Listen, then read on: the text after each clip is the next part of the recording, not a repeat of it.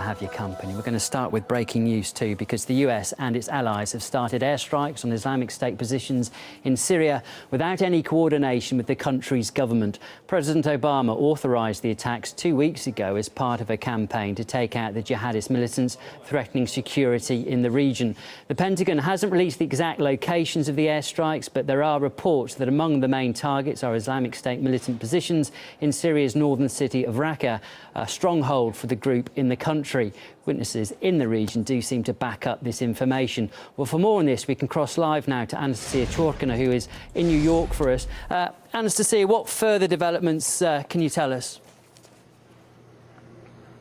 Well, Andrew, what we do know, of course, is yes, the United States has begun its highly controversial airstrikes campaign over Syria, the plans for which were announced earlier this month. We do know, of course, that this comes after over 170 airstrikes have already been conducted over Iraq. We do know that these airstrikes began early Tuesday morning, local time in Syria, of course, and that the official goal of these airstrikes is to try to take out and destroy the group ISIS, which is, of course, this highly violent al-Qaeda-bred terrorist group. And we know that the plan is, right now, the reported plan is to target at least 20 locations, including training bases and encampments, and that reportedly this campaign will last for at least throughout this week. But that's, of course, seems to be a very underestimated amount of time, considering the complicated situation on the ground. We do also know that the United States is the only non-Arab country that is participating in this campaign.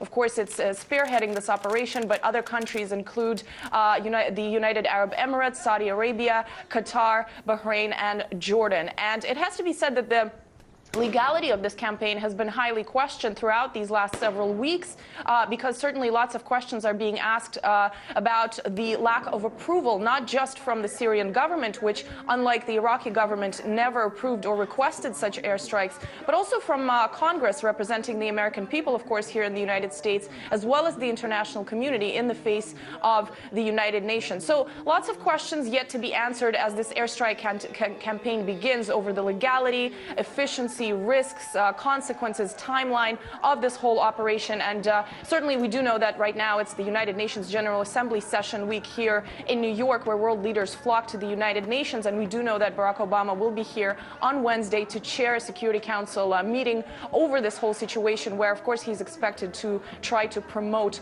this highly controversial campaign. Thanks, Anastasia. That's RT's Anastasia Chorkina with the latest there, live from New York.